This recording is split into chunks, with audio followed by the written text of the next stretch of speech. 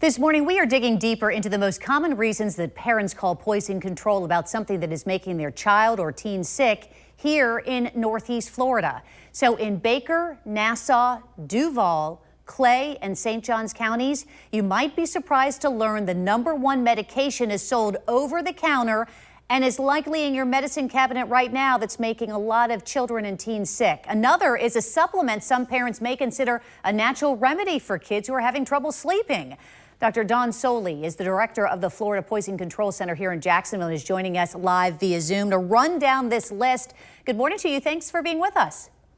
My pleasure. Great to be here. So the #1 reason for calls to poison control among kids 19 and younger in our area, according to data, is ibuprofen. Really? Yes, unfortunately, we have this situation where these medications are available in the home, and especially the formulations for kids, they taste good.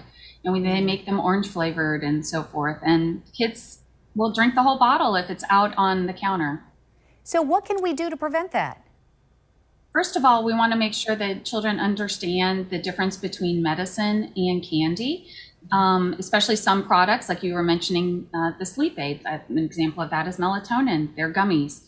So part of it is trying to teach them the difference between that, and also putting products up when they're not being used so that they're not out and available for the children to get into. And you mentioned #2 is melatonin. What I think is interesting about it is that I think that we just make an assumption that something like that, which is really kind of a supplement, can't hurt you or make you sick. True. There are a lot of things that are over the counter that people kind of misjudge in the fact that even when you have them, if you ingest too much of them, they can cause toxicity. Now, you do have to ingest a lot of melatonin in order to have symptoms from it. So it does have a good range of safety to it. But for example, with the ibuprofen you were talking about, it doesn't take as much. So the third on the list, which doesn't surprise us so much really with younger children, is some kind of like foreign body or a toy, a choking hazard. Could you explain the biggest culprits?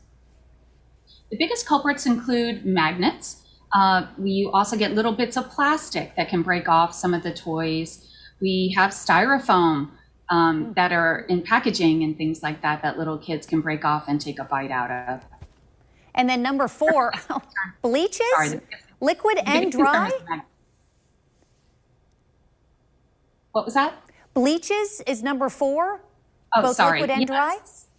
Yes. So household products, especially when they're being used and they're out being used, the children have a tendency to get into bleaches, cleaning products, anything like that in the home. And is this just because the color is sort of enticing to them? Because I know if I opened bleach and smelled it, I think I do not want to ingest that. Of course, kids are younger and maybe don't know it. Younger kids are getting into it because it's being used. So that means it's out in a cup or that it's out in on the counter. And it isn't because it tastes good, like some of those over-the-counter products that taste good. It's just because it's being used and it's available. So they'll stick their fingers in it, stick it in their mouth, or they'll take a sip of it, not realizing that someone had bleach in a cup to try and get rid of some stains that were in it.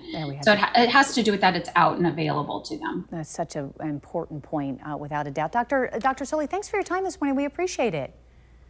My pleasure. If anybody has any questions or has an exposure that they have that they're concerned about, they can call the Poison Center at 1-800-222-1222. Easy to remember and should be placed on your refrigerator, certainly when you leave the house and maybe leave a babysitter with the kids. Thanks again, Doc.